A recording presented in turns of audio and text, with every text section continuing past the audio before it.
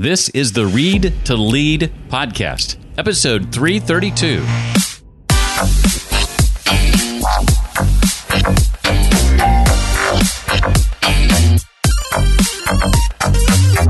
Everybody thinks they have a target market, and it comes across as anyone, everyone, someone, which equates to no one, right? So, like if everyone's your target, then no one's your target. Hi there. Thanks for being here. I'm Jeff Brown, and I believe that intentional and consistent reading is key to success in business and in life, and that's why I created the Read to Lead podcast. It's the podcast dedicated to your personal and professional growth. Each week, you and I get to chat with an author of typically a brand new book and get their unique insights on things like personal and professional growth, leadership, productivity, career, business, marketing, sales, and entrepreneurship. So many of those topics are connected to what's getting our focus today, and that is networking. And that's because you and I are about to be joined by the person who I think has written the definitive book on networking. His name is Michael Goldberg, and he's the author of Knockout Networking for Financial Advisors and Other Sales Producers. More prospects, more referrals, more business. Now, I'm not involved in any of those areas, nor do I possess any boxing skills whatsoever. If that's you as well, never fear. This book is going to teach you anything and everything you ever wanted to know about networking and networking well. Some of the questions I plan on asking Michael include why he believes networking is key to a successful career, some of the rules of networking that you need to master, tips for starting conversations, asking good questions, and just being a good listener, and lots more.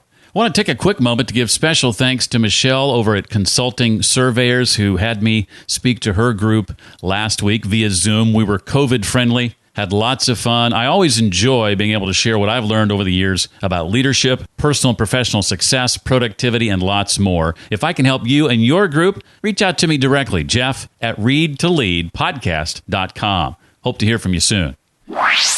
Michael Goldberg is a networking expert specializing in helping financial advisors, brokers, agents, reps, product wholesalers, and other sales producers grow their business. And his clients include a vast array of companies: Morgan Stanley, Merrill Lynch, Griffin Capital, State Farm Insurance, and many others. He's also a two-time TEDx speaker, a certified speaking professional, and an award-winning adjunct professor at Rutgers University. He is here to help us level up in the area of professional networking. I know I need that help, and I'll bet you do too. His new book is called Knockout Networking for Financial Advisors and Other Sales Producers. More prospects, more referrals, more business. I loved this book. I've gotten so much out of it. Michael, I'm excited to have you here for the Read to Lead podcast. Thank you. I'm thrilled to be here. Thank you so much, Jeff. I appreciate it. Well, one of the things that prompted some laughter from me as I read the book, I think it was the first time you were asked to speak on networking. You weren't doing what you're doing now just yet. And your response included in part, how am I going to talk for an hour about networking? And obviously, you've come full circle on that. Why do you believe so strongly that networking is key to a successful career? Well, networking, if it's done properly, and most often it's not, it's really about going to the right places, saying the right things, and meeting the right people. And that's offline or online, right? It's still where to go, what to say, with whom. And I believe that you can solve almost all of life's problems by understanding exactly what the problem is. Like, here's the issue. And then if you have some ideas on places to go, people that you would ultimately meet or be introduced to, and the things that you would say around that problem, that you'll solve it, right? So whether that problem is I'm looking for more business, whether that problem is I'm looking for a job, whether that problem is I'm looking to learn a little bit more about the hedge fund industry, I'm looking to learn a little bit more about real estate. Or if it's social, I just moved to a new area. I'm in New York City now. I am so overwhelmed. I want to meet more people that box, or more people, that, ride the subway or whatever it is. Where do I need to go? What do I need to say? With whom do I need to say it? And I know I'm oversimplifying it, but it really just comes down to that.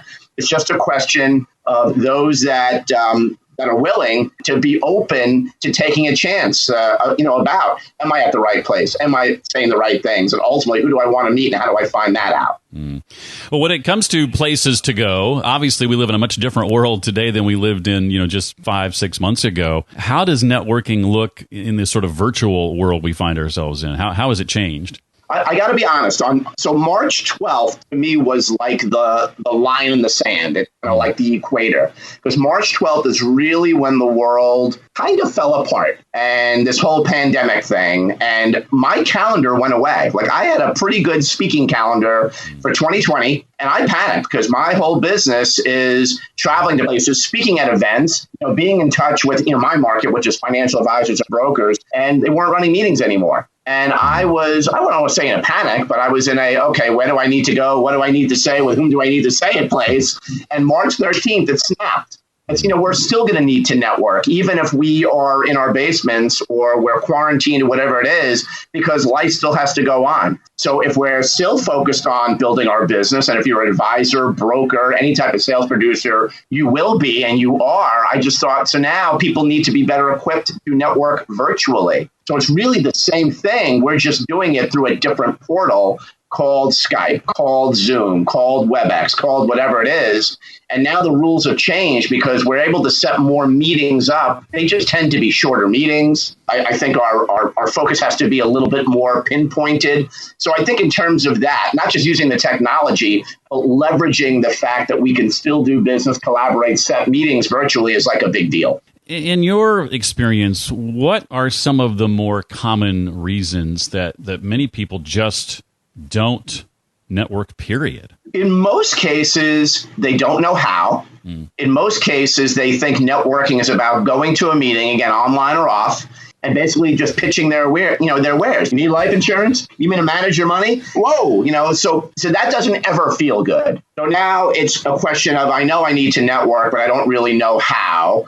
I don't want to put myself in a place of being rejected or maybe embarrassed or made to feel silly or what have you. So I just won't do it, or I'll do it when I need to, or I'll do it just in a smattering. But then again, if you're in job search, and you are in between careers, and I do volunteer time to help job searchers because most don't know a lot of the stuff, that I speak about, that I teach, that I write about, especially if they're in a role that didn't necessarily warrant that. If you were writing programs, or, if you were writing, any type of copy, if you were behind the scenes, maybe an architect that didn't have to bring in business, this whole networking thing was really just a word. It was just this concept that seems so far away. So now if you're upsize, downsize, right size, left size, supersize, and you don't have a job, and now, I need to be a networker, it's like, I don't even know where to start. And it's daunting if you've never done this before. I just hear the reaction from job searchers that come in droves to hear talks that I do for free, by the way. I volunteer to help job searchers, and they are terrified because they know they need to get out there. It's not me telling them you got to get out there. They know. They just don't know how, because they think it's about, hat in hand, are you hiring? Here's my resume. Give me a job. Give me a job. What they don't get, which the advisors and the producers are more apt to get, is that you've got to make a connection first. You've got to know how to make, and I use when boxing, I do it metaphorically, boxing, is about the connection. If you make a connection, you're more likely to win the round or win the fight. It's the same thing in networking, except your connection looks like this. And for those that don't see, I'm offering a hand as in shaking a hand or touching a glove. And job searchers don't realize that. And the connection has to go both ways. It's not what can you do to help me, but it's really this whole, I guess, connotation or dynamic, really, of how do we help one another? Part of the reason I think I've had sort of a bad taste in my mouth when it comes to networking is because I didn't have the right mindset to start with. Our actions are prompted by our mindset. Our attitude prompts our behavior. So if you don't have a networking mindset, or you're not sure even what that means, it's hard to behave in a certain way. So I like to look at a networking mindset as having a we focus. A networking mindset is always looking to meet people, connect, learn, and potentially help them, and ultimately get to a place of how can we help one another. A lot of that is a networking mindset. I kind of run the speaking, training, coaching company, Knockout Networking, but I also lead a networking group that's about to become a national franchise. And part of our culture, we vet people, and in order to qualify and be part of this group, you have to come from what we call a place of we, or come from a place of give. That's a networking mindset. You've got to be a giver first. If you're a taker, if you're just looking to get business, you're looking to get ideas, but you're not looking to contribute, you're not going to be a fit. And that resonates even outside of our group when you're in the networking world. That's a networking mindset. And I'm able to see that really in the first round when I meet somebody. I just know. Something else that was helpful for me when I read the book is this list of the rules of networking that you sort of unpack. And the first 4, I believe you give an entire chapter to. And I'm wondering if we can dive into those 4 in particular, starting with the cost of selling at a networking event. Can you expound on that a bit? Yeah, well, imagine being in like a boxing match, and I guess this happened a while ago with McGregor and Floyd Mayweather. So you had the boxer versus the mixed martial artist. So they both had a box, right? But can you imagine if Mayweather came out of the ring thinking boxing mindset, and McGregor came out of the same ring, bell rung, and he starts throwing kicks? That's the way I look at a networking event when you have somebody that's looking to sell, but that's not what the fight is about. That's not the stage that's being set. That's not the game that we're playing. We're supposed to box, right? But that's kind of what it is. So that sales meeting, selling, networking meeting, networking. But it gets back to we're desperate to sell something, or we just simply don't know how to network. So we think that everybody that we meet at a networking event is a prospect. And here's the truth. They're not. The people that you meet they're there to build their business, right? That's why they're there. Or they're looking to land a job themselves. So we're all there for selfish motives. So it's a question of being able to make the connection, touch gloves, compare notes, and figure out how you can help one another. But none of that can happen if I'm looking at you as a prospect. If we meet at a cocktail party, I'm looking to sell you life insurance. Like, you don't know me from anybody. You might think I'm Floyd Mayweather. I don't know. It doesn't matter. It's like, because you're going to just be put off. And the chance for connection, nil. Nothing great happens until there's first a connection. And that's in the ring or out. That's online or off. That's just the way it is. Something I think still so many professionals struggle with, so many of the business owners that I consult continue to struggle with this idea of laser-like focus and feeling as if I'm too focused in my business as to who I reach, then I'm going to be leaving people out or excluding people. Share a bit about your process related to focusing on your target market and the benefits that come with it. I'm a big believer in having a target market. So my particular marketplace is financial services, the insurance and financial services industry, so much so that I actually have a book about it. That's, even though it could apply to most sales positions, but that's my market where I do, 95% of my work. But even as an advisor, a broker, or other type of sales producer, it's so important to be able to and everybody thinks they have a target market, and it comes across as anyone, everyone, someone, which equates to no one, right? So like if everyone's your target, then no one's your target. And most common response I get from insurance producers or brokers or financial advisors, I have a target market. It's small business owners. All right, well, that's a start. That's a start. But what type of small business owner? What industry, profession, market segment, niche, dynamic, demographic, geography are they focused on, based in? Do they replicate? Because until you know that, then once you've got that down, then you'll know where you need to go, what you need to say, with whom you need to say it. So as an example, my niche market's insurance, financial services. So from a marketing standpoint, I pretty much know the places that I need to go, online or off, the things that I need to say and the people that I need to meet in order to continue to grow my own business. But to me, you end up with a networking fight plan, as I call it. Like you've got this fight plan or a daily fight plan, like a boxer might have, that you can actually, work that plan your work your plan every single day. But if you don't know with whom your market is, it's hard to do that. And if other people don't know who your market is, you're not as referable as perhaps you ought to be. And that's the whole thing. I get put in touch with people because I know you work with financial advisors. If I didn't make that clear, I probably wouldn't get those types of introductions and those types of opportunities. And here's the bottom line. This is the work I want to be doing. Like, this is my focus. It's not like an accident. It's on purpose with purpose. And that's the thing about networking. It's got to be very intentional, on purpose, with purpose, like an overhand right. Well, another section I found particularly helpful and useful as a student of networking was the chapter where you share about, I think you pronounce it your PEACE statement, PEEC, that you've developed for perfecting what I guess might otherwise be referred to in some circles as your elevator speech. What are the parts of this framework that we need to be aware of? Right. That is the number one reason firms bring me in, is they've heard about this whole peace statement thing. And it's so pragmatic and so step by step that it resonates.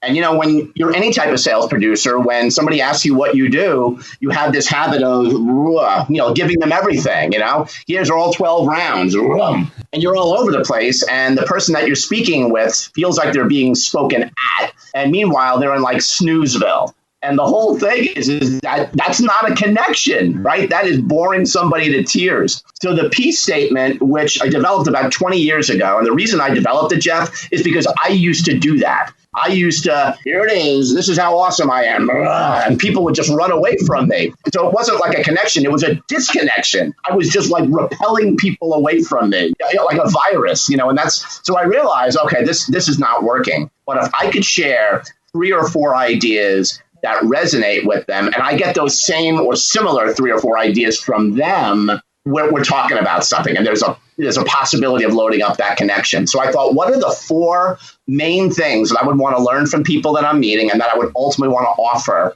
on behalf of what I'm doing? So it became PEACE, P-E-E-C, which is if we can collaborate about our professions, what we do, and perhaps for whom, our areas of expertise, the 2 or 3 areas that we are very smart in, and that ultimately is going to lend ourselves to being a resource to others. The environments that we work in, you mentioned target market before, Jeff. So the 1 or 2 niche markets being super uber specific about it.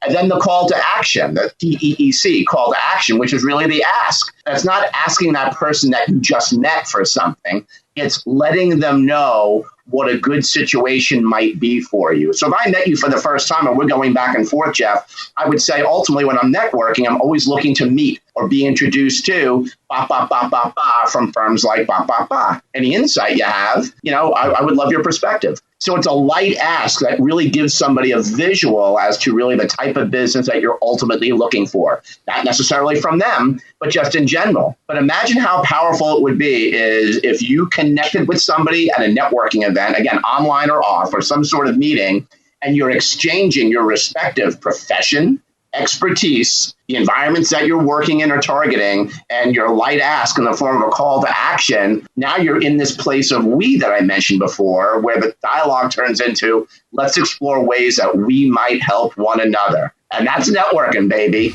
And that's just light sparring in the ring, right? And that's really what it's about. And I like, too, the way the framework is broken down. You can naturally insert each section as it fits the conversation. You don't have to regurgitate all 4 of them all at once necessarily. Yeah, exactly. So it could be, I need something really cool to say because I've got like a 1-minute slice of time at some meeting. Like, what's your elevator speech? So the piece can be that. But you're right. It could also be your virtual 4 bullet points when you're talking to people and somebody asks you about you. You wouldn't necessarily give them all 4 PEEC, profession, expertise, environment, call to action, but you might just start off with profession. I might say something like I'm a speaker, trainer, coach, wrote a book, Box, Knockout Networking, and I focus on helping sales producers grow their business. How about yourself? So that's just the P, the profession part of it. So it becomes like a PowerPoint slide that you have top of mind that helps you stay on track as appropriate. And it doesn't have to be in any order, but you're drawing from something that you know is very focused. It always comes back to being specific and being focused. But it's also the fun stuff that's sort of smattered throughout all that. Because I'll talk boxing. I'll talk about your favorite thing, too. So it's being conversational and being fun. But at the end of it, you want to get an understanding, at least I do. I want to get an understanding of somebody's profession, areas of expertise, the environments that they work most and best in, and finally, really what their ask is. I think one concern that many people have when it comes to networking is toward those inevitable awkward moments that arise. Any specific examples of how you coach others to handle those type of moments?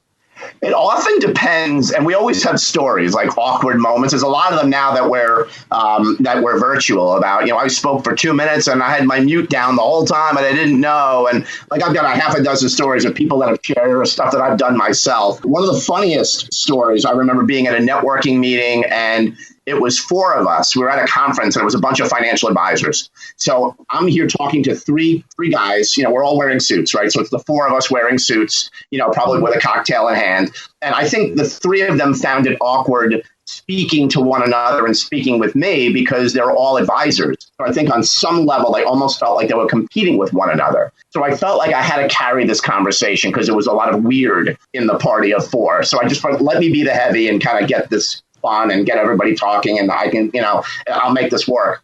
So as one of the guys was speaking, this little bubble, like this little saliva bubble, came out of his mouth. And the four of us just stopped and we looked at this little bubble just float in between us. And we were like watching it, like we were watching something on TV, until it finally floated across and disappeared in one of the other guys' lapel. Like bloop. And nobody knew what to do with that. And I just started laughing. I said, did you see that? That's hysterical. And it broke the ice. And all of a sudden, everybody just kind of relaxed. And we just started laughing over goofy stuff. And then we got into Pete's statement stuff. And then it became real. So sometimes an awkward moment is really just laughing and just saying, did you just see that? That's ridiculous. Or did I just say something totally stupid? But when it's serious, like an awkward moment where you say something and you put your foot in your mouth, that's when and it happens, that's when you say, I think I misspoke there, or I might have crossed the line. I am so sorry that I did that. And you just apologize, and because we've all done it, right? So that's owning it. And that's hopefully making an awkward moment perhaps less awkward. Or I love a phrase, I probably shouldn't have, not that I do this all the time, but I probably shouldn't have said this. There's no easy way, to make this go away. I just want to apologize. I probably shouldn't have said it had I known of blah, blah, blah. But I think most often if you own it, then you're probably okay. But the thing is that here are some ways to maybe have less awkward moments is don't get into awkward topics, so don't talk about people's money. That could be awkward, right? I know you're financial advisor, right? So don't talk about people's money. That's not why they're in this meeting. Don't talk about religion. Don't talk about people's nationality. Don't talk about the political environment until it's friendly fire, and then it's less awkward because at least you know one another. Not that you want to just keep it all business, but the personal stuff, don't make it too personal. Great advice. In the time we have left, Michael, I've got a couple of questions I want to ask you not directly related to the book. But before I do that, I want to give you a chance to share anything else about the book you want to make sure we know or walk away with. Yeah, well, I love the reaction that I'm getting from the book because, not just because it's my book, but because they're ideas that you can apply immediately. This is how you throw a left hook. Like once you learn that, you can apply that immediately. And that's with all these ideas. So if you're a job searcher with this book, if you just do like these three things that you can apply immediately, you're going to get an almost immediate response, an immediate reaction. And if it's positive, you're going to say, I'm going to do more of this. If it doesn't feel good or it's not positive, you're going to make an adjustment. So it's very oriented to application, to skill. So if you're a job searcher, you're going to get hopefully a positive reaction. You'll get some confidence. You'll build on that. The same thing if you're an advisor and a broker. So that's what I keep hearing from firms that are providing the book, like for all of their advisors and their brokers. They seem to be getting it, and they're focusing on 2 or 3 areas that they're implementing immediately. There is, of course, theory. There's got to be some theory, but I wrote it in a way as if I was coaching a sales producer, coaching an advisor, broker, or somebody. Like I was whispering in their ear, like they're in the corner, and like kind of they're getting the sponge, and I'm kind of whispering in their ear of, listen, this next round, don't drop the left. These are the 3 things you got to do. Focus on your target market. Be very, very specific about the questions that you're asking and really listen and learn with the intention of following up. So the book is very much like that. It doesn't inundate the whole boxing thing, but it does really amplify the whole execution, put this into practice thing. For me, and I read a lot of books, it's the best networking book I have read to date. Well, I appreciate that. Thank you. Well, let me ask you, as a 2-time TEDx speaker, what advice you might give to others looking to maybe reach that level, to deliver a talk that is memorable, that's impactful, that sort of thing. Well, I would say it's very similar to the networking advice is make sure that whatever talk you're doing, that you have the audience in mind when you're developing that talk and delivering that talk. But I know TEDx is more of a wider, broader audience. So the way I did it was not geared towards advisors per se. It was really geared towards people that would value connections, whether socially or career or building a business or what have you. So it was really that in mind. So I'd say whatever talk that you were looking to do, if it was going to be on like a TEDx stage or whatever stage, is to have your end user or your audience in mind. Because if you always have your audience in mind when you're delivering a talk, it's almost always going to be a great talk because it's never about you, the speaker. It's always about the audience, the listener, and hoping, that they're going to get something out of it. And then the other thing is that what are the 2 or 3 things that you want that targeted audience, whomever that is, to get out of your talk? Like, what are the 3 things? And if you understand that going in and you start that with your best stuff, like when I start a fight, I don't like ease into it. I come up with my best stuff because I want to set that precedent round 1. And my opponent's not expecting that. It's the same thing when I speak. I come out with my best stuff. I want my audience to say, wow, like nailed right then and there. I'm going to probably get the 2 or 3 things that are most important to me. Like I can see I'm going to get that. Like I'm getting that now. And so I would say to load up that TEDx talk like that. And the thing about a TED talk, and I had to really prepare for those, I did a couple of them, is because they're really short. Like I'm a speaker, so I can speak. I mean, obviously, I can speak all day. I'm doing, these talks that could be 2-3 hours, what have you. So 18 minutes is not a lot of time, especially when you're in your groove. And then the last part of it that I'll add is less relevant for a TED Talk, but I did do it anyway, is to try to be interactive. Like most TED Talks aren't interactive. They're usually one way, almost monologue-ish. And I didn't want mine to be that. So not that it was always a back and forth sparring match, but I did want some interaction from the audience. And I think that lent itself to being that much more of an impactful talk. In the whole boxing scenario, one of the reasons you come out strong and hot is because more and more these days, the boxer you're sparring against is half your age, though, right? What are you saying, Jeff? Well, yes. You got to do what you can do, Well, Michael, what's a book or 2 you've encountered that has left a lasting impression on you? I'd love to get some book recommendations from you. Yeah, no, I appreciate that. There's 2 that I've given some thought to, and they're ones that I've read over and over again. The first this is my favorite sales book.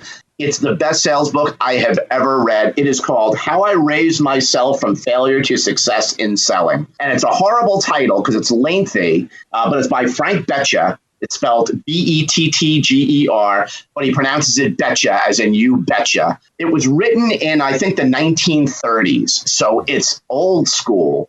But what I like about it, and it applies to the insurance and financial services industry, but it can apply to any sales profession, really. I love that there's no technology in it. There's nothing about texting, tweeting, twitting, LinkedIn. It wasn't around. So what it does force is to think about, at the end of the day, it's about a connection. And it's a lot of best practices about how to make personal connections in a time where it's like that was the only way of doing it. Like you had to make a personal connection. And these ideas, even though we have LinkedIn and all these other great tools, are timeless. And I think it's a great read for sales producers to be reminded about how important that personal connection is. This is one that I reread over and over again because it reminds me of some very basic but yet very important concepts. And then the other book, you would ask for a couple. Another one of my favorites that I read from time to time is Getting Things Done by David Allen. And getting things done is really about being productive, being efficient, and being very productive with your time. And I pride myself on efficiency. I'm extremely efficient and focused. So he was able to even give me ideas on how to be more so. And if you're disorganized and you have a problem focusing, it's kind of a heavy read, but it's all about applications. You come up with these ideas and you just pick and choose the ones that fit for you. And again, if you implement 2 or 3 ideas, it's worth the read. We touched on this earlier. I'd love to give you a chance to expound on what you're doing in light of COVID, how your programs have changed, what you and your team are currently working on going forward that you're excited about and are able to share. Well, my programs are now very much geared towards virtual networking. So I had mentioned March 12th, my calendar went away. March 13th, it came back. Like it just took me, honestly, not to sound kind of humpish, but, it's kind of like I'm pretty efficient and let's get to it. So March 13th, I realized that, it's really about virtual networking now. And that's really what I have to focus on. So knockout approaches to virtual networking. I'm running a lot of programs like that for agencies and firms in the financial services space. I've actually just run a couple of those programs in the high tech space. And it's not like a 1-hour webinar. It's really done as a 5-week program. So I run an hour and 15-minute online program, with a handful of producers, whatever the industry is, typically financial services. Week 2, they have it off so they can apply what we've spoken about. Week 3, more content and also more reaction. So it's very interactive. Week 4, they're off. Week 5, they wrap up with me. So it's very focused on the networking concepts through, virtual, like how to best leverage LinkedIn, how to best leverage Zoom or Skype or whatever platform you're on, and how to get meetings and what those should look like. And then how to basically monetize them, and not just like you're selling people, but how, again, you're networking, collaborative things. So it ends up being a win-win if you've got systems in place to do that. I have to tell you that there are advisors and brokers right now that are stuck. There's other professionals that are stuck because they're afraid of the change, even though these resources have been here for a handful of years. It's nothing new.